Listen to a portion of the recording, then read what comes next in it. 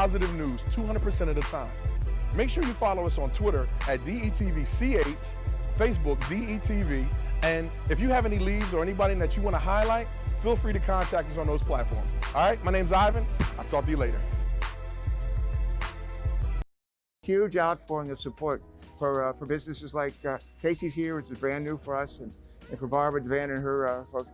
Down at Lafayette on Wednesday night, the first night they reopened a couple of blocks away, huge crowd there, and bought a lot of gift certificates. I just want to say, for folks who want to support businesses like this, they can go to Lafayette, they have gift certificates there. Here at Casey's, I'll have gift certificates next week. And for those of us who want to support our businesses downtown, it's a great way we can do that. Give the gift certificates to our friends and family members. I can give them several to law enforcement officers and some of our heroes, some of our first-line defenders. So it makes me feel good, it makes them feel good, and helps make sure these businesses get off to a good start. I want to thank the community for showing so much love to Casey's for we was only open for 5 days, then we shut down for the riot. Now we're back open, but we've been getting so much love and support from the city of Wilmington and other parts of Delaware. Just from the license inspections and the health department, the fire department, we've been getting really a lot of support from the big businesses down here. The key to the success of any organization I've ever been a part of, I don't care if it's like a baseball team, I don't care if it's a college, a university, a high school, a business, a hospital, a city, a state, key is for success is always leadership. Always leadership. I think we're blessed here in Wilmington with good leadership, gifted leadership, like our mayor, like the folks on city council, and they got a lot of people in the community that are involved as well. And Mike Brzezicki, to his credit, he's not a divider, he's a uniter. He's not somebody that builds walls, he's a bridge builder. He thinks we're stronger together, and that's the kind of leadership we need for our country, and I think that's the kind of leadership that we have here in the city of Wilmington.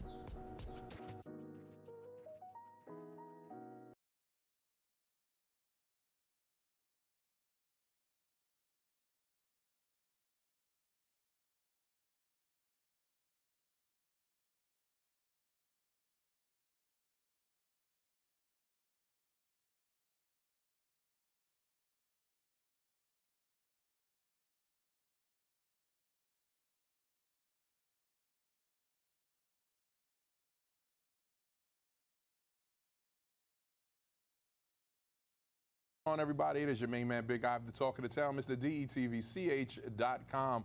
And there was a lot of action today down in Dover, so I had to call a good friend and a good resource to let us know what's going on. So today in the studio, I have the first district, and if you don't know him, you should know him. Like Nnamdi Chukwuocha here, the representative for the state, and he's here to talk to us about what happened down in Dover, because we want to make sure that we give you all the information and the resources of what's happening here in Wilmington and beyond, and in the state of Delaware. Brother Nnamdi, how you doing today? I'm good, bro. Thanks for having me. Well, I appreciate your time and space. There's a lot of action down in Dover today. It was, man. I have to say it was truly a historic day, not only for the Black Legislative Black Caucus in Delaware, but just for the whole General Assembly really came out to show support and just appreciation for the work of the caucus to bring forth our agenda, which is being entitled Freedom for All Agenda. Mm-hmm. It's an array of legislations and initiatives that will just truly attack systematic racism and the disparities within African American communities. And we're very excited about it. It's a good start, you know, after going through so much dealing with the COVID-19 in our communities and the protests in our communities, to come out from it and to have an agenda to move forward for our state and our communities is great to be a part of it. Yeah, what I was really shocked to see, even across the aisle, people were supporting what was going on, and that was amazing to see. Absolutely. I mean, it was both chambers across the aisle. The governor was there. Our mayor, Wilmington Mayor Brzezicki, was there. The Attorney General was there. Everyone showing support and solidarity for this mission, and it's truly a great day for our state to recognize just the impact that institutional racism has on people of color and on our daily lives, on our communities, even on our children, our education, health system, everywhere. And that's our intent, to truly bring forth change in all areas of life that impact our communities. Nice, nice. Now, I know you come from a lineage of just good people doing great things for their city and their community. And even in your name, it says it. It wraps it all up. Absolutely. And can you tell people what that means? I know what it means, but can you tell people what your name means? Yes, Nnamdi is an Igbo name from the Nigerian culture, and it means my father's within me. And of course, my father is Wilm Hicks Anders, and it means that I carry my father with me. And my last name is Chukwuocha, which is my father-in-law's surname. So I adopted that name when I married my wife, and that means in the light of God. And just like my father was a pillar here in our community in the Vutubowo village of Nigeria, my father-in-law was the same way. He was a school teacher and really cared for the community and sacrificed. So my name, every time it's said, it brings to bear the greatest two men I've ever touched and impacted my life personally. And I'm glad to carry on their legacies. Awesome, awesome. That's what it's all about, carrying on the legacy. And the legacy of your father is unmatched. Yes, like, sir. Definitely a great pioneer within the Wilmington history. Now, it was two things that was happening down Dover today, and that was police reform and a bill that was introduced. Can you let's talk about the police reform first. Well, there are a few different initiatives as a part of the Freedom for All initiative.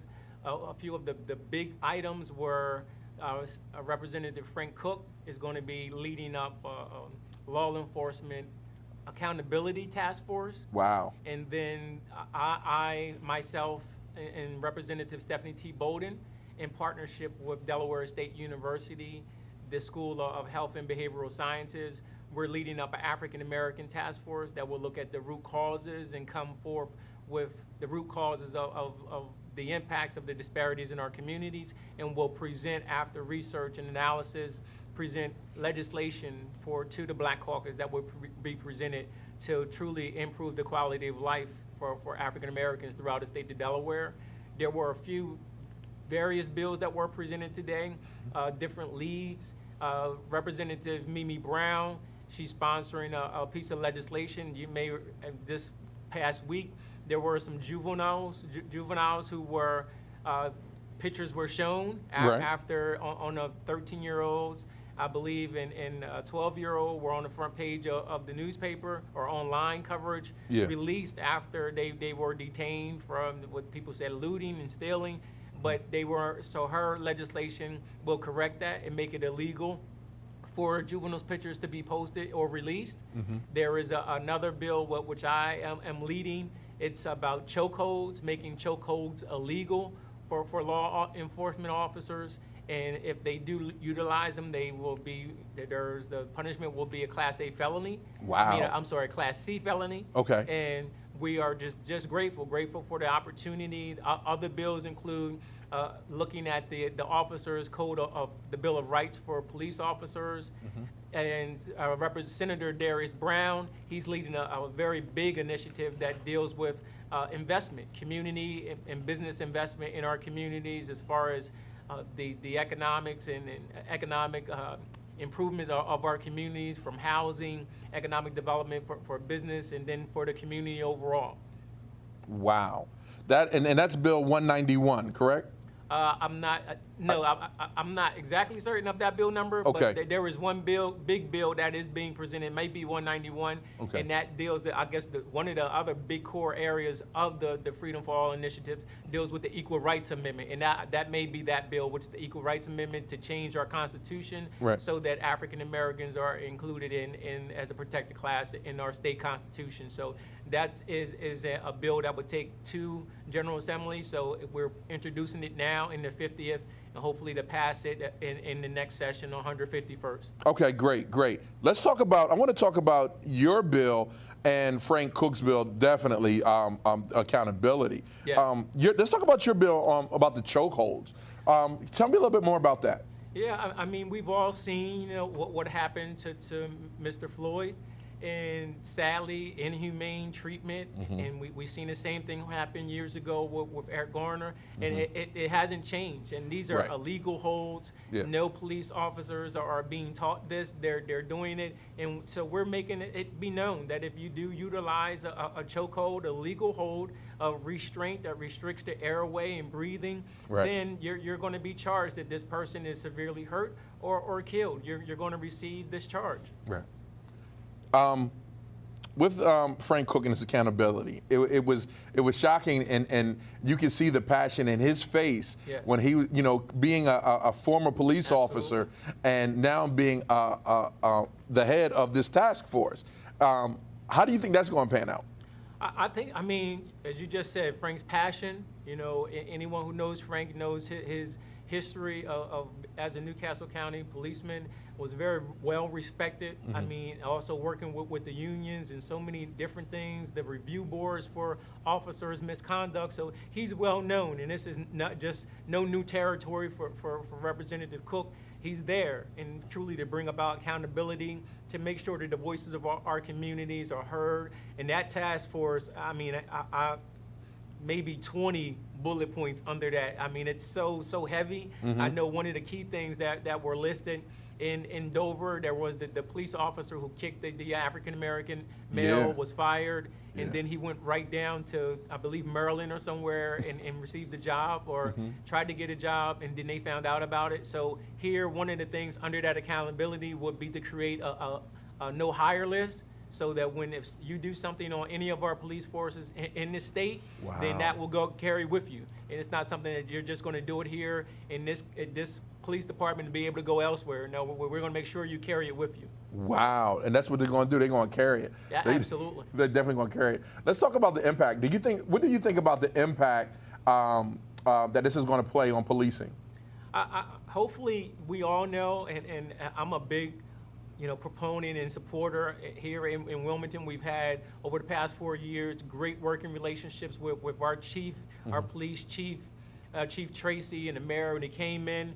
Really brought this community policing attitude, and not just one unit for community policing, but every officer is community policing, having the opportunity. Our chief attends community meetings more than people in the community. He's always in community meetings, having that relationship. So I think this is just another tool to help us begin to show that the ways in which we can change what policing is, because policing is a part of the community. It's not something that's heaped upon the community, but it's a part of the community, our everyday action, just like schooling our children, and just like picking up litter. Policing is a part of it, and it's not just the police officers, it's also the community who have a role. And the more we continue to do that by strengthening, which is another part of Frank's task force, is about strengthening community policing efforts throughout the state. So we really believe it will have a huge impact on the way that our communities are policed, but mainly important about the engagement between our officers and our communities.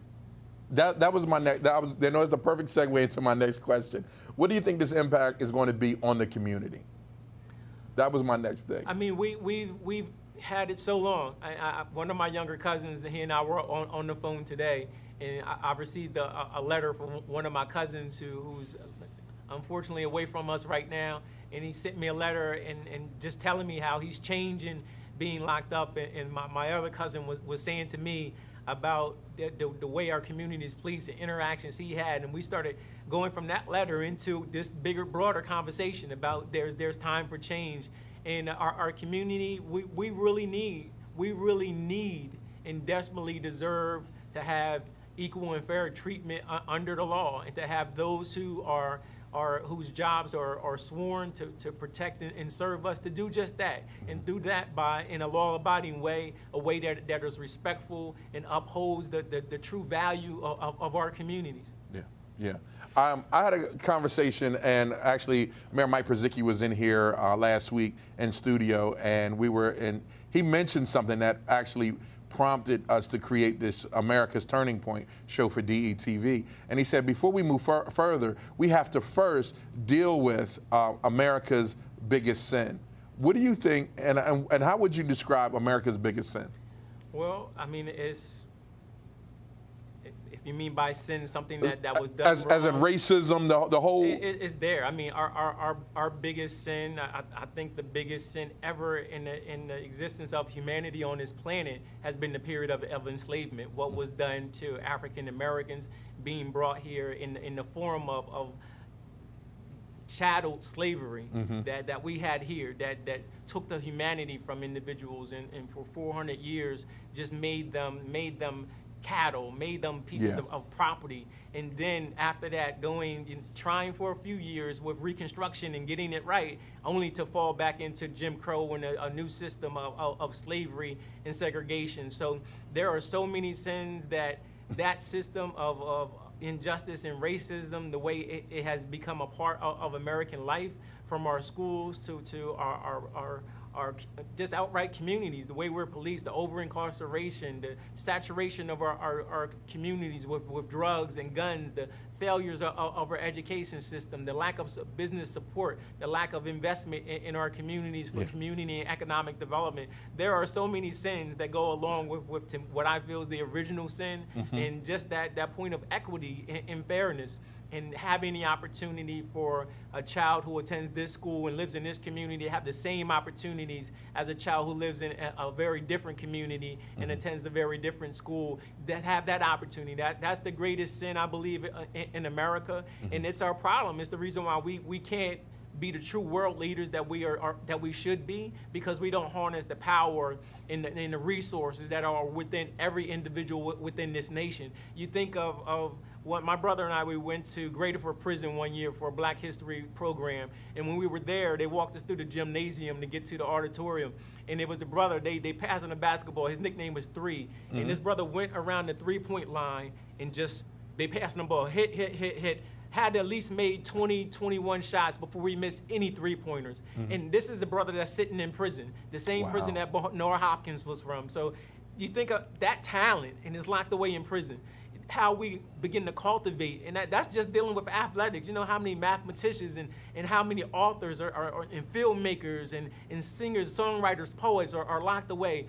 All of that creativity, all of that investment that should be going to make our nation greater is being wasted. It's being wasted, it's being killed. As we say, my brother and I, dreams are illegal. They're taking our children's dreams, and their dreams lie aborted on city streets. So it's time for us to give that hope again, to inspire not only certain segments of America, but inspire all of America, and truly say to African American communities that we have your best interests at heart, and we want you, we need you in order for this country to grow and reach its full potential. The name of the show is called America's Turning Point. And right now we see that this crazy shift that's happening. We have everyone speaking out against racism, systematic racism, inequities. What does this look like to you? What do you see in your vision, in your eyes? Like, how do we move forward? How do we create this amazing amount of change? I mean, it's been long-standing. And what hits my heart is the work that needs to be done. You know, many years ago, 2008, many of us thought that true change that we needed was getting former President Barack Obama elected. We thought that was the change. We thought that was what we needed. We didn't realize it was a whole bunch of work that goes along with this. Right. Even with these priorities and legislative agenda we presented today, that's not the end. This is nearly the beginning. We're opening the door to say, let's get down to work. Right. And that's what's needed. I think we're at that point of individuals need to stop saying this or thinking it's all about words and pumping your angry fist in the air, and realize it's little things that each one of us can do to make things better. It's the work of our community that will bring forth the change, and all of us advocating for that change and moving in the same direction. That's what's needed more than ever. We need to truly understand the work that needs to be done, and understand that everybody is needed on this battlefield, everyone. When you say everyone, Brother Nnamdi, who are you talking about, everyone? Who's everyone? Everyone, from the father who isn't involved in his child's life, to the mother, single mother, to the postman, to the teachers, to the social workers, to our ministers, to the children who feel I have no one to turn to. We all have a role to play. Our community centers, our city, our legislators on every level of government really understanding and appreciating the time that we're in, but realizing that, again, it's work that needs to be done, and on every level. And it begins with all of us as individuals. It begins with us inside of our own homes, inside of our own communities, inside of our institutions of faith, our nonprofits, inside of our fraternities, sororities. It begins all there. That's why we bring it. And then we bring it together in this united front to say, we're going to be a part of this. And we're going to be a part of this, not just for today while the camera's on, but when everybody's going, we're still going to do this work that needs to be done. Yeah, that was my thing. Is like after this, in the next year, the next 2 years, how do we keep the fire burning for the community? How do we keep our legislators like feet to the fire? What does the community have to do? Like I see a lot of people from different backgrounds saying, hey, this is wrong and this is what we need to do. What fire do we need to put under us for the next year, next 2 years to just keep on pushing? It's that level of involvement. And again, that level of involvement starts in our individual homes and in our communities. Attend your civic association meetings. That's the first thing we can do. You know, we can talk about the big change all the way up in the sky, the federal level and things but it starts in your own community, We have so many civic associations and neighborhood planning councils where it's all our elders who sit there. Nobody my age, nobody younger. Right. We need them to be a part of those. Those are the basic level of taking the voices of your community to the next level. City council and county council, and then to the state governments. That's where it starts. So being involved there, it's truly needed now more than ever. That's where the basic needs of your community are voiced. And if you don't understand that, then you can't possibly understand true systematic change, because it starts there. And so we need individuals to come out, be involved, be a part of true change. I remember when I was as a young man, my father, in the work he used to do with Title I, we used to be at what's now Eastside Charter School, used to be Martin Luther King Elementary School. But he would have parents in their auditorium full about meetings about Title I and about things that was going on in Riverside, in the Eastlake community. And we were there. We were there. The only time you see that type of sports, engagement today and with those crowds, or something's about sports.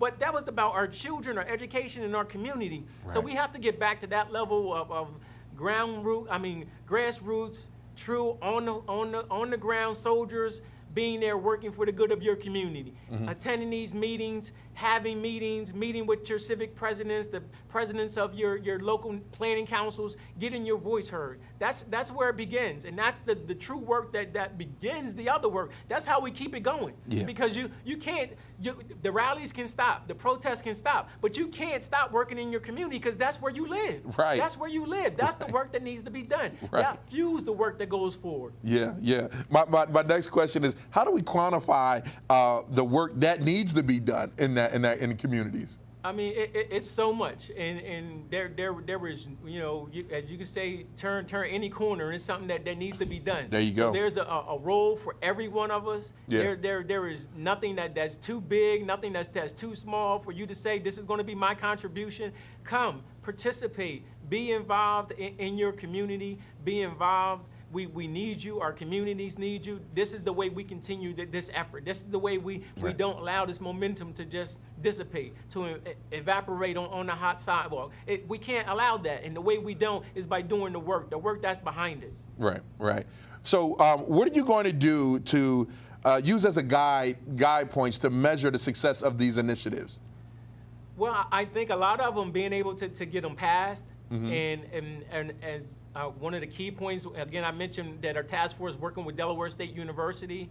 And that task force, our goal is to create not only legislation, but also to create community action plans and implementation strategies that will support the legislation. So it's well-rounded. It's a very holistic approach to community development and to support the growth of our communities. Very holistic, and it addresses systematic racism. But it brings everybody together, and there's a role for everyone, including our institutions of higher learning, our schools, again, our community centers. Everybody's involved, and when we all are involved, it's not about pointing the fingers at your legislators because we all have a role. Right. This isn't just 8 members of the Legislative Black Caucus trying to fight. No, it's all of us coming together. Yeah. It's all of us coming together, doing our part to ensure that these legislative initiatives and task force are implemented and that they're receiving the guidance and support from our communities to make them successful. Yeah. At what point did you, when you turned on TV and you saw, or even, what did you think when you saw in Washington, D.C., Black Lives Matter on the street? Well, as an artist, there were couple summers ago, we did the same thing. We didn't paint a street, but we painted a wall. It was after a murder in West Center City, and we painted a wall there, and it was our children. It said #Our Lives Matter. And I will never forget that. I'll never forget the children's faces who helped us black out that graffiti-filled wall and put that statement there. So I know what it means. I felt the same pride when I seen the mayor of D.C. have that put there. I felt the same way, that we're saying a statement for our communities. I felt she was saying that to her city and knowing that the eyes of the nation are on her city, on that avenue. I thought it was poignant. It was very well done. And as an artist, you know the power of art. You know, art has that power to unite us. It says things that we don't even realize are being said. That's the power of that message being there. So again, it was very strong and reminds me of the work that needs to be done as artists. As artists, I mean, something as simple. We used to paint boarded up windows and doors to look like doors and windows. Something that simple, right? But it makes a difference. It can transform the look of your community, how you feel about it. She transformed that street, that same street where all of this chaos was. She made it to say, you know, we're making a statement. And as an artist, I can only respect it and hope that it continues. There you go. There you go, brother. Thank you so much. And before you get out of here, I want you to look at the camera and tell the people of Delaware, the people of Wilmington, give them a message from you. I'll just say my true message and what I feel is that our lives matter, and it's not just mattering when we're killed by a white police officer. Our lives matter every day. In our community, the community violence, our lives matter, our children's lives matter. Inside of their schools, we have to be more active and involved. We need mentors inside of our schools. We need to step up and support our nonprofit organizations. And you see your faith-based institutions, call them out. Let's get them involved in the work that needs to be done in our community. We all have a role, because in order for our lives to matter to anybody else, first they gotta matter to us. We have to matter inside of our community, and it's not something that you say. It's something that you show through your actions. When we care for one another, when we support one another, when we're truly doing the right thing by one another in our own communities, then that's when we'll say that we're making a difference, and that's when we'll know the work that needs to be done is being done and is being felt in our hearts and is being passed on to our next generation in the way that it should be. Awesome. Thank you again, Brother Nnamdi. I really appreciate your time and space, and you for coming out the day of. And I immediately called you, like, bro, can I get you to come to the station to talk about what happened? Thank you. So if you're tuning in, make sure you tune in tomorrow night. I have Senator Darius Brown coming and to talk about his bill that he has on the floor. Is there anything that else you'd like to say, Brother Nnamdi? Just thank you. You know, I like many was home and on the internet, seeing a lot of the footage you were putting up of what was taking place in our communities. It gave us the opportunity to see the emotion of our youth, them wanting change. As a young man who grew up in a house with a father who was directly involved in the 1968 riots, he was one of the ones who, after the riots, we had a pass system, almost like apartheid, where you had to have a pass to go through certain communities, and my father had a pass. Wow. And so I heard these statements. I grew up with talk about the riots. My Uncle Larry, peace be upon him, used to talk about, he worked at the grocery store and the windows was bust out and they firebombed it, and he was the grocery boy. He was like, man, they ruined my job. And so I grew up with these stories, and so to see the impact in today's movement, we understand that what has changed and what hasn't changed, many people don't know. We used to have a bank in West Center City, you know, and we lost so much. We lost so much through to the riots in 95, just dividing our city. We need to truly have the opportunity to bring our community back together, to heal our community, to heal our city, and move forward. We're healing our state and doing the work to move our nation in the right direction. There you have it from Brother Nnamdi.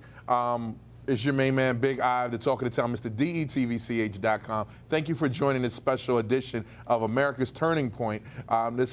We created this for Good Morning Wilmington, but it's so powerful that we had to have it in the evening also. So stay tuned tomorrow. I'll see you tomorrow at 7 o'clock, where we have Senator Darius Brown talking about his bill that he has on the House floor. All right, I'm out of here. I will see you on the other side. Go to DETV'S.com.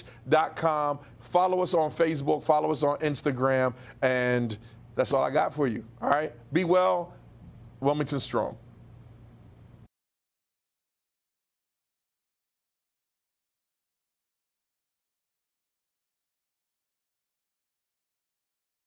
Huge outpouring of support for businesses like Casey's here, which is brand new for us, and for Barbara, Devan, and her folks. Down at Lafayette on Wednesday night, the first night they reopened a couple of blocks away.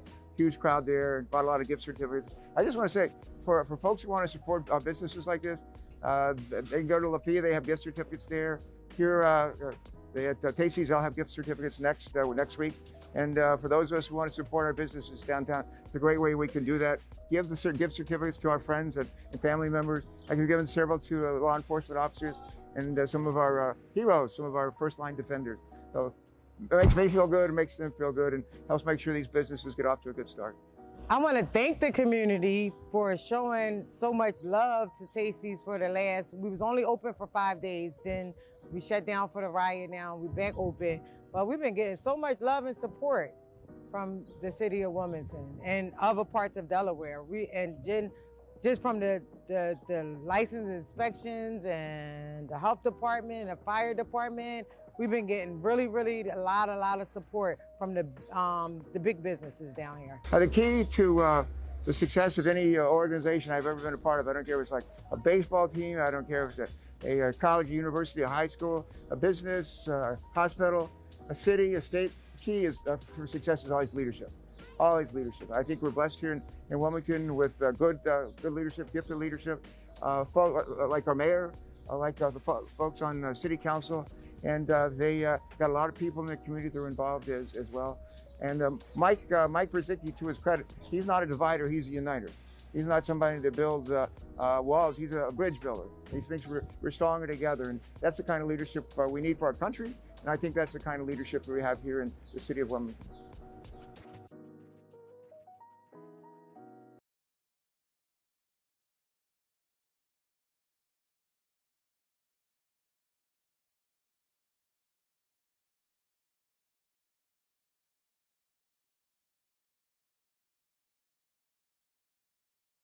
What's going on, everybody? It is your main man, Big Ive, the talk of the town, Mr. DETV'S.com.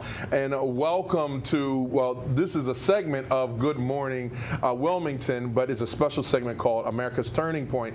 We decided that we're going to have this conversation with politicians, thought leaders, community activists, business owners, and today we have the pleasure to have two amazing guests that need no introduction for the community, but I'm going to introduce them anyway because you probably, in your course of your day-to-day, probably just been so busy. But welcome. I'm glad you're here to watch and listen and to learn. And if you have any questions about what's going on, please put them in the feed. We are streaming live on, I think, up to 20 platforms tonight and our website. So without further ado, let me welcome first the City Council President and the Wilmington Community Advisory Council. I think I just messed it up, but I'm not going to mess it up because I'm going to let her do it. Hanifa Shabazz. Hi, Madam President. How you doing today? I'm well, and you, Brother Ive. How are you, sir? I'm well.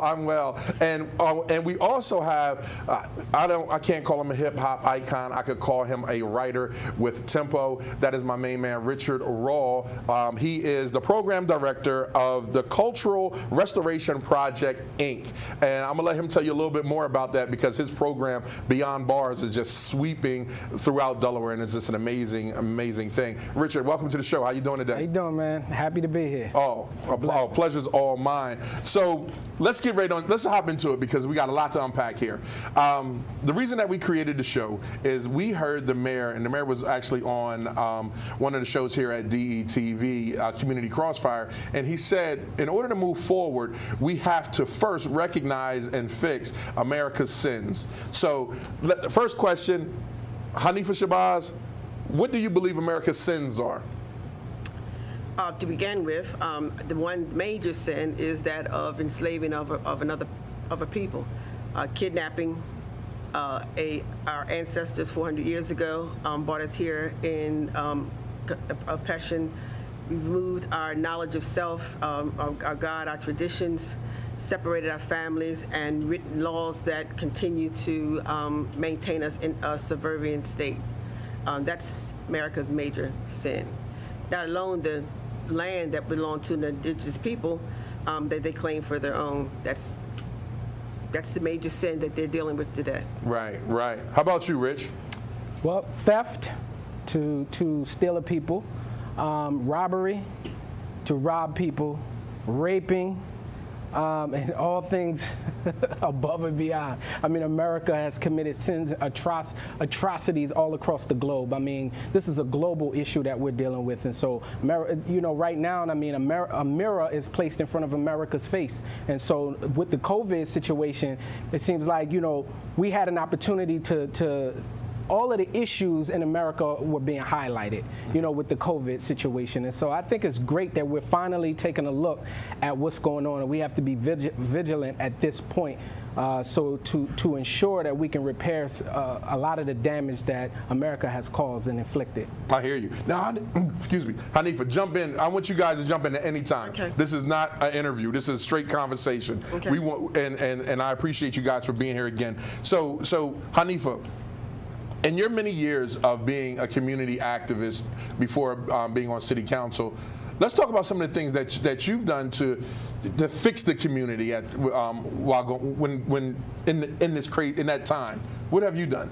Well, back in the 80s, we realized that there was no place where you can get any type of literature that you could learn about our great history of the African diaspora and the contributions that we made to not just the United States but to civilization. So we opened a bookstore, and the bookstore was one that you could get literature, not just the novels that you see today, the social novels, but the psychological, the psychology, the sociology, the historical documentation of what our great ancestors contributed to civilization, as well as what we were able to do when we were brought here over into these United States. Then we saw that there was not a way for us to really celebrate our great culture. I think at that time the only cultural event that we had here to celebrate, we as African Americans here in America, was that of the August Quarterly. So we created the African Festival. The African Festival ran for about 18 years, and it became the sixth largest event in the sixth largest cultural event in the state of Delaware. It was a time for us to come together and celebrate the great pride and the great contributions that we've made. It created entrepreneurship because we had vendors. We even taught people how to vend. We brought communities together, resources, celebration of the great talents. Many individuals for the first time were able to demonstrate their talents on the stage. It was a time we were greatly proud of us as being here, Black in America. We added a parade to the African Festival, and the parade was, I never forget when first Chester walked down the street and they're high stepping, and Wilmington said, well, we can't let somebody else come in our town and do this. Right. So then all of a sudden across the whole city and state, drill teams and drum lines popped up everywhere. And our parades ended up with we had 102 groups in our parade. And it was positive activities for our young people to contribute to, but you had to do the right thing to participate. Then we needed to communicate what was going on in the community. So we created the Drumbeat newspaper. Drumbeat was a publication that we gave out free free and had it distributed to the community so they could know what was happening here in the city of Wilmington, what was happening, news that you could not find in the news journal about the great things that our young people were doing, about the great things that our community was accomplishing, about where our black businesses were, where our social organizations were, and what they were doing. It was our drumbeat, the African drum, was how we communicated and said what's happening in the city of Wilmington. Yeah. And last but not least, we provided food for the body, mind, body, and soul, and we started the Hanifa's Kitchen, where you could get healthy soul food. We're going to eat our collard greens and our yams and all those things, but I was able to create a recipe that was low in sodium. So what I've done, I've tried to feed the community mind, body, and soul, and we desperately need all of those things back again. Now, Rich, do you remember that? Let me add in. I have to add in because I benefited great. This was when I was young. I used to go into the bookstore, and in there, I met two wonderful people, Hanif and Hanifa, and they really encouraged me to start this journey of getting into the literature of our people to understand the knowledge of self and who I am. And so I would come in one week, I would buy a book, I would come in the next week, I would buy another book. She had classes about foods, and we used to go to those classes to find out what foods resonate with our biological chemistry. That's where I seen all of this African garb and this whole Afrocentric thing going on. So I spent a lot of time there, and I was radicalized. I don't know if that's the right word, but I was definitely radicalized by what I seen, and I just learned a lot. The first time that I ever had an opportunity to perform was at the African Festival. Yeah. That was the first they gave me an opportunity to take the stage and perform. A lot of people don't know that history. So, I can speak as a testament to her great work and what she's done. We still talk about those African fries today. So, going in learning about Dr. Ivan Van Sertima, Dr. Clark, Dr. Ben, these are our great scholars that even our children are unaware of. So just having that great opportunity, I'm here today as a testament to the great work that they put in. And so my job is to ensure that the next generation, for me, is encouraging our next generation to continue on this path to restoring our communities. Now, as many years as I've been around. Can I say one thing? Sure. I know you said we did it, but it wasn't just us. We worked, it was the community that did this. The festival was done with a collaboration of all of the organizations within the community. Christina Cultural Arts Center they played a major role in assisting us. We didn't know everything. What we did know, we did. We partnered with the Coalition 100 Black Women, Henrietta Johnson Medical Center. At that time, it was a Minority Business Association. We brought other organizations in to do different parts of the festival. That's what made it great. It was a community event. It wasn't just ours, and so it was a demonstration of what we could do, and the economics that was made during that weekend. It was definitely our money turned over. We filled hotels because we had vendors coming from out of town, and it was a time that you knew that if you had a product, that you knew that you had a market, that you could sell those products, and you knew that you was going to make a good revenue that weekend. So it was a very good example of cooperative economics and pooling our resources. And I think it's great. I think we have to bring that back. Now we're harnessing the power and the energy of what's going on at this very moment, where it's great. People feel proud of being who they are. They say Black Lives Matter, black and proud. This is the sentiment going around, and for a long time, our people didn't feel that. They didn't feel good about who they were. And so we have a golden opportunity, and I think we need to bring the African Festival back. I would love to see this administration contribute so that we can make this happen. I think at this point right now, I think we're in a great space. So I would love to, bring the community together, because like you said, it's a community effort, and sometimes it's difficult when you don't have the community working alongside you. And so I think it's a great opportunity for us to. I think our children need it. Our children need to see that they come from a great, strong lineage. We brought the Black to Wax Museum here, and so even the children be able to see those type of things. We had African fashion show. It's just, the pride that was demonstrated that weekend And the participation and the cooperation, everybody won. You know, these people started bringing their families down for that weekend, and that was a family reunion weekend because it was something great that they could be proud of here in the city of Wilmington. So not only was it cultural restoration for us, but it was an economic engine for us within our community, and that's mostly important. I definitely miss it. I remember growing up, and I still haven't received any of those African fries, but I definitely, we're going to make that happen. Missing out, big guy. Missing out. Let me ask you both this question. Where we are right now in time is unlike any other time in history. Hanifa, let me start with you, Hanifa. Okay. Growing up and being here during the riots 50 years ago, like, I'm not that old. No. What's this time like for you? What do you see that you can embed into this the younger generation, into us? What do you see? How do we move forward? We move forward with a plan. We do not have a collective plan. Everybody has an idea. Everybody wants to do their own individual thing. Everybody's siloed, but our goal is the same. So until we come together and make a collective, comprehensive plan of action, because everybody has a role to play. To build a strong wall, you need numerous bricks, and every brick is as important as the first brick that was laid. You know, the bunch of pegs can't break as easy as just one. Mm-hmm. You know, right now we're dealing with COVID-19. We got $1.23 billion coming into the state. 325 million went into the county. Those monies are to deal with the relief of what COVID affected the community. The question's been asked. What relief do we need? What do we need to do, especially in our already inequitable, disparate, vulnerable community that everyone knows exists? Mm-hmm. What do we need? And if you talk to different groups, everybody has a different idea. Right. But everybody needs food, clothing, and shelter. Yeah. What you over there laughing for, Rich? Everybody needs education. So what difference, what is it, whether you want a 2-bedroom house, 1-bedroom, but it's still housing. You still need good food.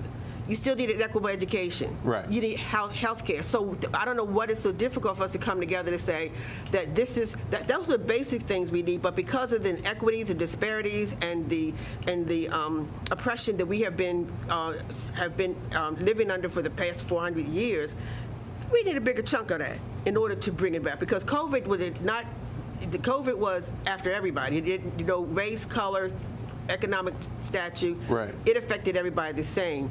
But because of our inequities, we need a bigger chunk to be able to deal with. Let me back up a second, if I may. Go ahead. Not only do we have the pandemic of COVID, remember, in 2015, the Center for Disease Control and Prevention came into the Wilmington and did an investigation and deemed us to be in an epidemic state of mental illness due to trauma that is resulting in gun violence amongst our young people. So we haven't even finished dealing with that part, with the epidemic. So we got the epidemic, then we got the pandemic, then we got George Floyd. Yeah. And that was a trigger.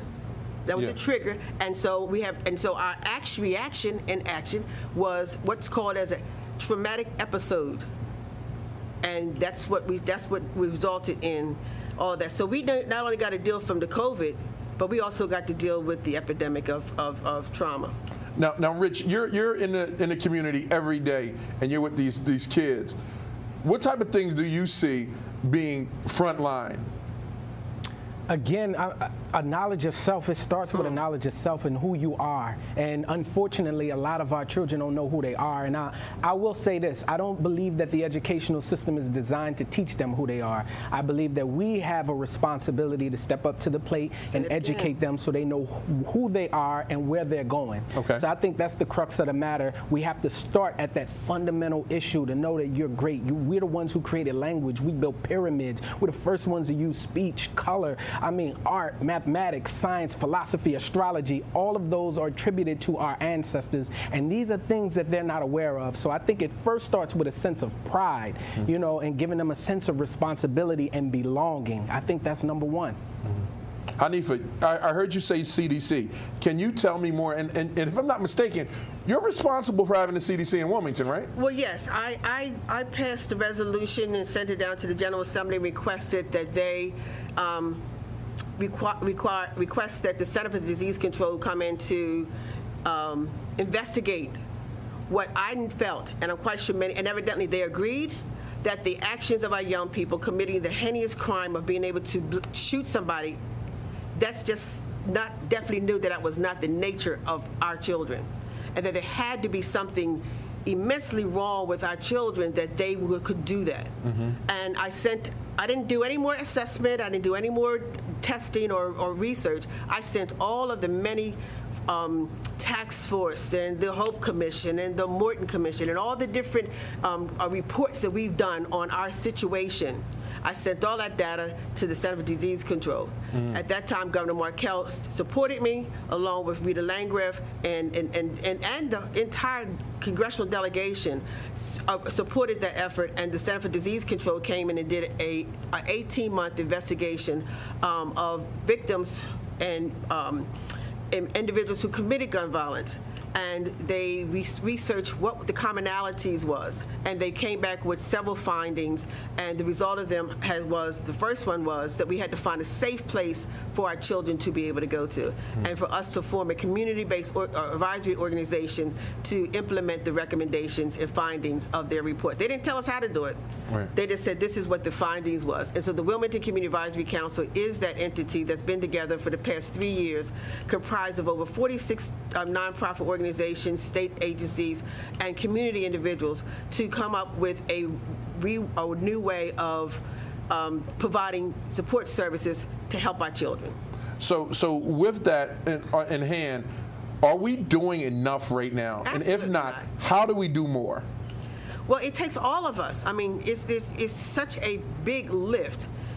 Because not only we can't leave it up to government to do it, we can't leave it up to the educational system to do it, because remember, this trauma is not just in the children. This trauma is 3 generations, if not more generations. I mean, we have not healed from the trauma of slavery, and that's still in our DNA.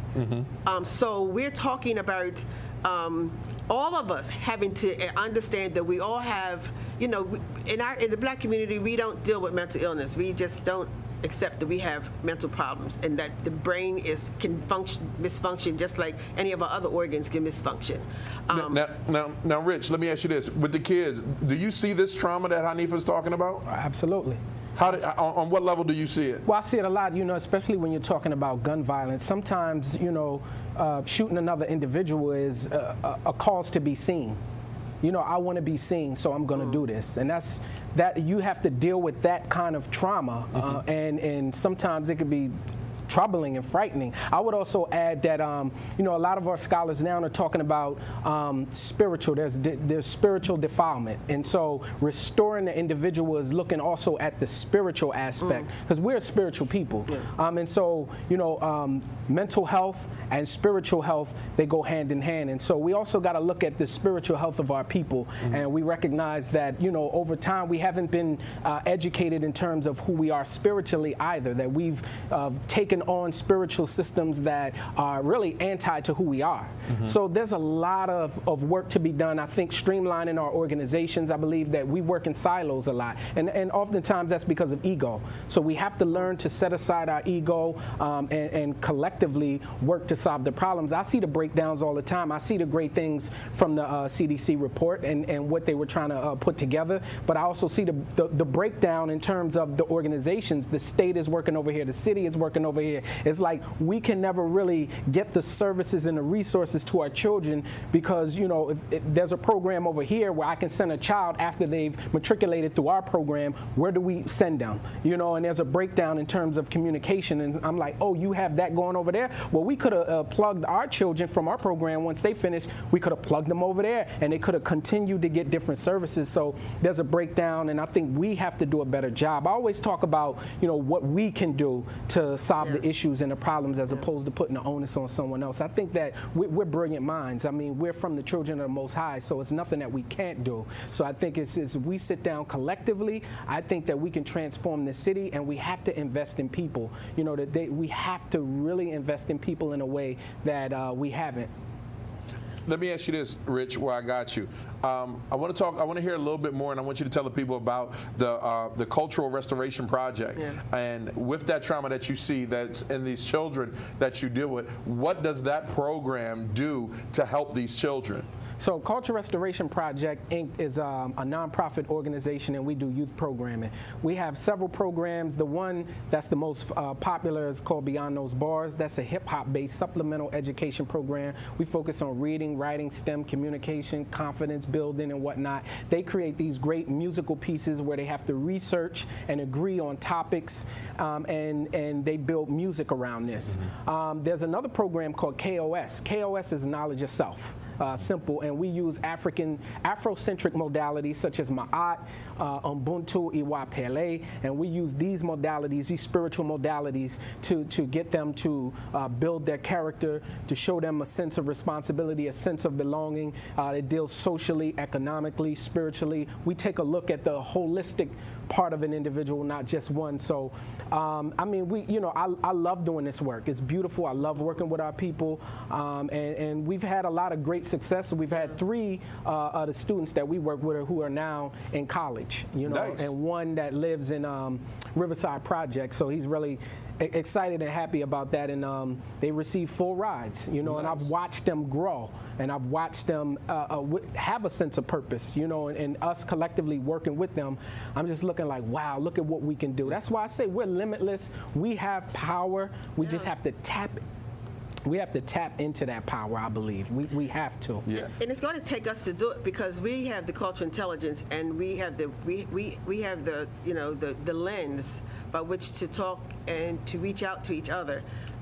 Because you see, a lot of times others outside our community, not saying that others can't come in and we don't need their support because we need so much, but it really has to stem from a grassroots base. Level, because we do have the patience, we have the understanding of the actions and reactions of our people, the conditions, and the things that our community does, and then once we, you get that relationship and understanding and can talk to them in our own dialect, because we have our own way we talk, right? Absolutely. And so that's necessary to be able to bridge that gap of communication, and then once we bridge that gap of communication and feed those facts and that information, do we expand our broad base of how we do what we need to do and to bring ourselves to the standard of full self-sufficiency and self-resilience. Nice. And I'll add on this. When I'm looking at young kings, right? I always, when we're in the classroom, because I work mostly with our boys, and our greeting is peace, king.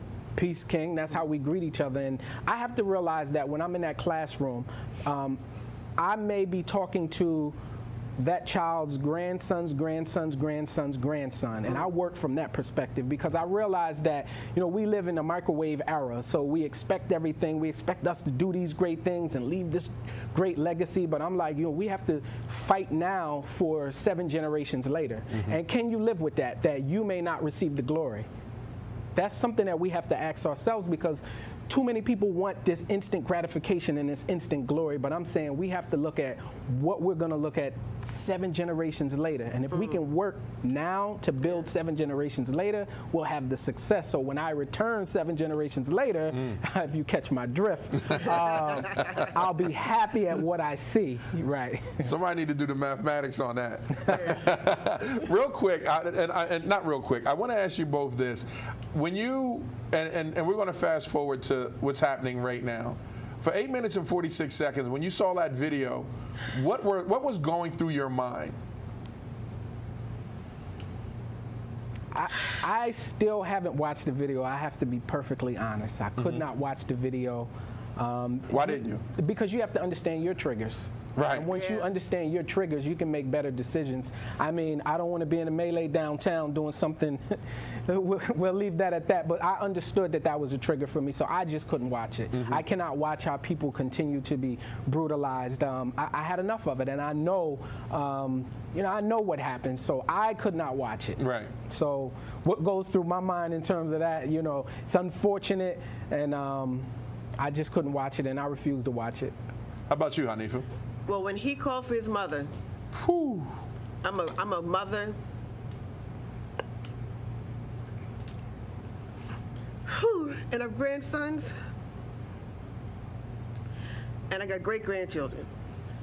I called upon all of the mother's energy to give him breath. It's why I do what I do. It's why I am in this business of public service to this day, because I've known of what's happening here in America, what my people have faced, and the oppressions and the continued destruction of our great people. Oh, I didn't mean to get emotional, but every time No, it's okay. It's okay. it takes me there. So, whew, another question. I can't go. All right. Yesterday they put together the Black Caucus Task Force, and we saw some amazing people, the people that we know, stepping up and ready to take on a lot of issues. Yesterday we saw Frank Cook, State Representative Frank Cook, who's going to be leading the task force on accountability. Did any of you guys see that yesterday? I was there. How was that, Hanifa? That was amazing. It was a symbolic show of unity and an admission of historical facts. I'm very anxious now to see what's happening next, though. Yeah. And I don't want to say though, because I'm kind of keeping it positive. I'm Right. very anxious. I do have great faith in those legislators there, knowing their character and their passion for their work, that they will lead us to make major changes in a systemic, institutionalized policies that have demonstrated widely in Delaware racism in many facets: education, housing, criminal justice, health. And so, but we can't leave it just on their shoulders. That's too much work for just that little bit of people to do. Right. Even though the state does control most of those, they are the legislative body that controls most of that. But we need, even as a city legislative body of the city government, we need our constituents to talk to us so that we can send resolutions to the General Assembly. Right. Recommending what we know we need to hear for Wilmington, Wilmington specific. So it's a heavy lift, and I'm up for the challenge of continuing to do the work. It was amazing for me to see. We're in a very, very special time right now. Very. Okay, and it is amazing for me to see, and I wish my dad was alive to see it, because my father from Newport News, Virginia, dealt with racism all his life. In the business world, even at 12 years old, coming outside and watching a cross being burnt on the front lawn, and how Virginia was it still is segregated. It is a time now that when I've been speaking to older people, seasoned people, that are saying they never seen a influx of white, black people together, right, to say this is wrong. Let's move forward. You see statues being torn down in communities. You see streets being named Black Lives Matter. You see change. My question to you is, how do we not just make this a fad for the next 60 to 90 days, but to make some concrete changes in our community with the allies that we have, that's saying, hey, I'm going to use my privilege you use your privilege. How do we make this not just a movement, but a fixture on our society? Well, it's a lot of the, to bring about a change of culture is the change of policy. Some things are happening, like our criminal justice system, the unequitable sentencing, those laws that allow that to happen, the laws that allow our children to have an equitable education. Will that cry and that camaraderie from everyone still remain when it comes time for us to make policy changes that might take a little bit from somebody else to fill in the inequities of others? Will there be support of that? Because if there's only so much if there's only so much in the pot, and in order for it to be equal or bring some equity, you might have to take from somebody to give it to another. How well are they going to receive that? That's the real test. Right. Rich? I would say, in the words of the great H. Rap Brown, we're not outnumbered, we're out-organized. And our lack of unity with one another is going to let this fail. So we really have to unify. You have to realize that they diced us up into Christians and Muslims and Jews and whatever, and we have to see the commonality. That's the great thing with Marcus Mosiah Garvey, is he was able to see through that. You can be a Christian if you want. You can be a Muslim if you want. But stand for black people. That is the main thing. And so I think that people are outraged. I always say this. White people are not living a quality life. The systemic issues, they can't live a quality life when a black man walks in to the restaurant and you are having all of this glory and fun, and a black man walks in, Ivan walks in, and now you get clutching your purse and you get nervous, and now it's time to go. It's disrupted your peace. So as a human being, you're not living a quality life, and that's what a lot of white people don't realize, is you're not living a quality life, the way that you're treating human beings. This is a human issue, and that's what the great Malcolm was saying, that this is not about civil rights, this is about human rights. And so when we deal with each other on a human level, things have to change and elevate. So I think that we can actually move this forward, but it's going to take us working collectively. Clergy has to reach down in the muck and the mire and work with the brothers that are on the streets. Right. The brothers on the streets are going to have to reach up to the political wing, and we're going to have to work together as a collective unit. Right. That's how they continue. That's why we cannot get as far as we get, because they always find a way to disrupt us. We know that the CIA, the FBI has always infiltrated any movement that has come up, and you can see that now across the country, that people come in and infiltrate our movements. They infiltrate and they cause division and dissension between us. So if you're fighting for the liberation of our people, I'm going to work with you, regardless if I totally agree with everything. But I'm going to work with you because I believe that's the only way forward. We have to work as a unit, collective. This is the African way. We, as an African people, have a duty and a responsibility to look at this from a Pan-African perspective, that wherever you are on the globe, that we are one people. And it's great to have people from the African countries and presidents from African countries saying, we decry the way that you're treating black people in the United States of America. And when other countries are coming to our aid and benefit, that's a great thing. So, I think that there are white people now who realize this is not a quality life. And I'm not living a quality life. And they have a conscience as well. There's white people with a conscience, and they're stepping up and saying, nah, this can't happen. This is inhumane. And we claim to be a humane society. We claim to have morals. What moral ground does America have to go anywhere in the United States, to go anywhere globally to tell somebody we're going to bring democracy there? We don't have democracy here. We don't have peace here.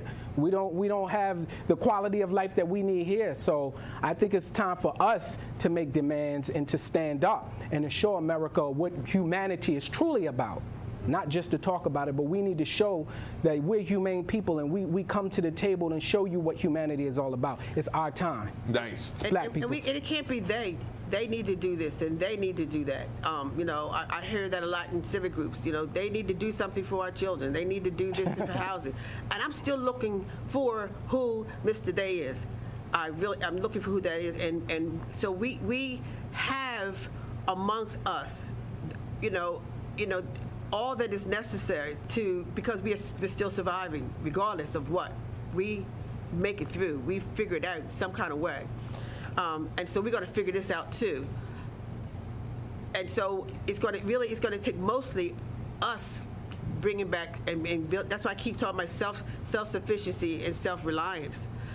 Because we have had so many programs and organizations coming into our community and do a survey, and then get our data, and they go back and apply for a grant. They come and do a program for a period of time, and they get jobs, and they do what they do. And sometimes it works and it's beneficial, but then once that program leaves, the situation is still there, and we're still we're without. We have not can't continue whatever that program, services, and initiative was. So, you know, I'm looking and pleading to our community.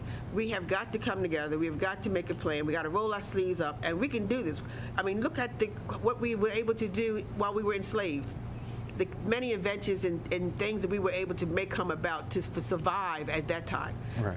You mean we can't do it now, and we're much more educated and have much more access to resources now that we can't work our way out of this? I beg to differ. Absolutely, I love it. There you go. That's powerful words right there. Yeah. That's powerful words. Yeah. We created this, you know, when our families were broken up, right? And we know the history of our people in our enslavement. Our families were broken up. We created what's called the extended family community, with aunts and uncles and babas and mamas. And, you know, if you don't have a grandmother, you have a grandmother. It's a grandmother in your community. You know, I tell people, look at the great things in our community. I mean, when you're looking at Jay-Z and Beyonce, you know, look to those couples in your community that have been together for 50 years. Try to figure out how they stay together. What kind of love is that? So if you look, we have gems and jewels in our community, and I think just organizing ourselves, if we organize ourselves and start working, we can do anything, because when you have that collective mind moving together, you have that God mind moving together. Rich, let me ask you this, Rich. What message would you give to the lawmakers and people in Dover from what you see in the community, the needs that the community, what they need? What message would you give to them? Well, you know, I don't want to be one voice telling them, you know, what's going on. I think, you know, it's going to take us coming together, you know, to have that conversation, because there's some things going on the west side, there's some things going on the east side. There's a lot of working components to this. So, I would say, you know, let's sit down and have a conversation. You know, let's invite our legislators and the Black Caucus into our communities, and let's have a real live conversation, no cameras or whatever, and let's talk about the issues. Maybe there's some things that you don't understand, and I'm sure there's things that we don't understand, because I'm sure y'all are dealing with degrees of racism, and y'all, so we have to understand that, like, racism hits at every level, no matter if you move outside the community to an affluent neighborhood. So I think it's us coming together and working together from that perspective. So I don't want to be one voice giving an answer. You know, I think that's a conversation that we should have. Yeah, we got to add not only just racism, we got to add classism in them. And also, because we have classism is another ism. Yes. Sexism. You know, we have a whole bunch of isms that we are really ill with. And so we're going to have to deal with all of that. But if you look at people just as a human being, regardless of what level of education, what kind of income they might have, or where they might live, just that it's like you said, humanity. They are just a fellow brother, fellow sister. You know, and that's something that, if y'all notice when I speak to you, your name is Brother Ivan. Right. I always call you brother, and I call you sir. Right. You know, and I get people say, why you call me sir? Because if I, as a black woman, don't respect my black men in America, who will? Right. Yeah. And so that's just what I've been taught, and that's what I practice. You know, and there's other people who pick up that also, and so that children see it as well. You know, so if we don't start respecting each other, you know, how do we expect anybody else to respect us? So and set the standard. I think that's perfect what you said. We have to set the standard.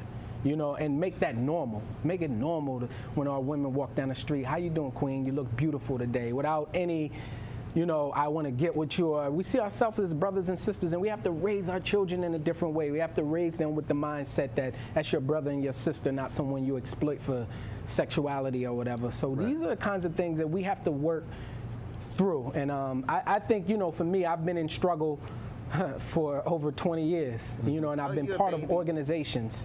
I've been a part of organizations, so I know how to take orders. I know how to lead as well, and we have to work on that front. You know, you have to learn. If you work in committees, you understand. Me working with the Nwabian Nation, you know, we've worked in committees similar to what's going on, you know, in our government. So I've worked on committees where I had to take orders from certain individuals, and I've worked on committees where they had to take orders from me. So you learn that organizational strategy. That's a great thing. So, you know, get involved in organization. You know, get involved in structured organization, and that's going to teach you a great deal. Because I laughed earlier because I see a lot of people putting things out, a lot of efforts. They want to spearhead a lot of efforts, and you know, I say the first thing is research. The first thing we have to do is research, so that we don't put something out there and then have to come back and say, well, we went too soon. You know, let's work collective, and you may have the great idea, but you may need somebody who can come and add some strategy and some structure to it. That's what I say, working together, because I'm good at certain things, and there's certain things I'm not good at. So when we work collectively, there's nothing that we can't do. We can restore and heal our communities. We can create an oasis in our communities. We can create a vanguard. We can create a black business district.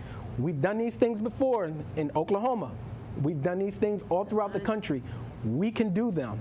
Right? We just have to make, you know, we learn from the mistakes or the mishaps of the past, and so that we improve upon them things and make them stronger, so that when the next generation inherit them, they're airtight. You know, to build a foundation, you have to have a ruler. And we all have to have that same rule. We lost our rulers. Some of us are using an 11.3/4 ruler. Some are using a 12-inch ruler. Some are using a 12.5-inch ruler. And then trying to build a square, and wonder why it's not a stable foundation. You know, and mathematics is the only true science that if you don't have a mathematical formula or a plan of action, your outcome can't be that of success. So, you know, we lost those kinds of standards and practices and moralities and things that we just came from our culture, and we have to teach them to our children. You know, if I could just digress one little thing, let me say as simple as this. When we were in school, there were crossing guards. Right. Right? So the crossing guards taught you how to cross the street, how to read the lights, know which light to go, and where to cross the streets. They don't have them anymore. What do? Major jaywalking. So then just that little simplistic educational training would teach our children how to cross the streets properly, where to cross the streets properly, and avoid, I don't know how many, you know, I hope there's not been many accidents, but just those types of educational things that we used to have, we don't have anymore. Cleaning your steps on Saturday. You had to, every Saturday, you had to Oh, man, don't start that. Don't start that. Yeah, I saw that on Facebook. What made me bring that up. Yeah. Loved it. Made that post. I feel like I needed, when I woke up to Rich, I feel like when I woke up to Hanifa now, I need to say, what's today's mathematics? Yeah. And let me add the last part in there is culture.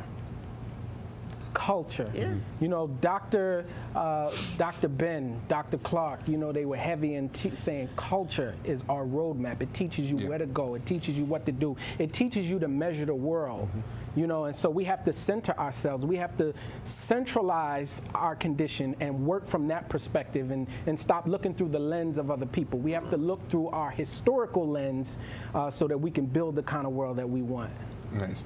And in closing, I want to ask you something, both of you something real quick. I want you to not ask. I want you to look at the camera, and I want you to give the community, you know, a message from your heart. So I'm gonna start with Richard, and then we're gonna finish up with Hanifa. Cool? Cool. All right. It's on you, Rich. Marcus Mosiah Garvey says to us, "Up ye mighty people." And one of the things that Garvey taught, I know a lot of people see me say, this is Garvey City, because Garvey City, Marcus Mosiah Garvey, he incorporated the Black Star Line here, and that was a black shipping company. Garvey seen that we needed so much, that we needed a lot socially, psychologically, and spiritually, and he was able to address all of those things. His comprehensive plan was able to address those things. So up ye mighty people, realizing that we are a mighty people, there's nothing that we can't do. We are the sons and daughters of the sun. You know, we are a complete representation of the Most High, and we have a duty and a responsibility to live up to that standard. So I say, community, you're great, you have purpose. People may not have told you that, but you have purpose and you have value. And at this time, let's step up into our roles as the caretakers of this planet. Awesome. Sister Hanifa? Well, there's a saying that I always share, and that is, the nation can rise no higher than its woman. And as a woman, I understand what my role and responsibility is. And as we women continue to be that great earth, that when life is planted into us, we bring forth food to feed the earth, whether it's mind, body, and soul food. We are able to provide what's necessary in bringing forth the children and also being that support mate to the man. So nation can rise no higher than its woman. This men continue to stand up and be the great gods and symbols of God that we know that you are, and we will continue to rise as a great nation. Ashe. Amazing. Ashe. Thank you both for attending tonight's America's Turning Point here on DETV, a segment off of Good Morning Wilmington. Tomorrow morning on Good Morning Wilmington, I have a special guest for you, so make sure you check that out. We're going to try to get on around about 10 o'clock. There's so much happening in Wilmington and so much happening in Delaware. I'm a kid born and raised over South Bridge, and actually, Sister Hanifa lived 2 blocks down, no, 1 block down from us. So it is definitely a privilege to sit here and interviewing her on our show. Wilmington, we've been through so much, but we can get through this together. Let's find out how we organize. Let's find out how we educate. But most of all, let's find out how we listen. We have to listen to everyone to see what everyone has been through in order to know where we're going. So in that effort and in my goodbyes for this evening, I would like to say thank you on behalf of the DETV family in the wonderful state of Delaware, but this amazing city of Wilmington. Hashtag Wilmington Strong. We will rebuild, we will be better, and we will be one. It is your main man, Big Eye, that's talking to town, Mr. DETVCH.com. Make sure you follow us on Instagram, Facebook, and all that good stuff in the website. But before that, hey, Rich, can you give them your website to the Cultural Restoration Project? So it's www.crpde.org. That's crpde.org. And we'll make sure that we put that in the comments below so you can play it. So you can, because when you do donate, it definitely goes to a good cause. It's your main man, Big Eye, that's talking to town. Good morning, Wilmington. Stay tuned for tomorrow's episode, and I'll see you on the other side. Bam.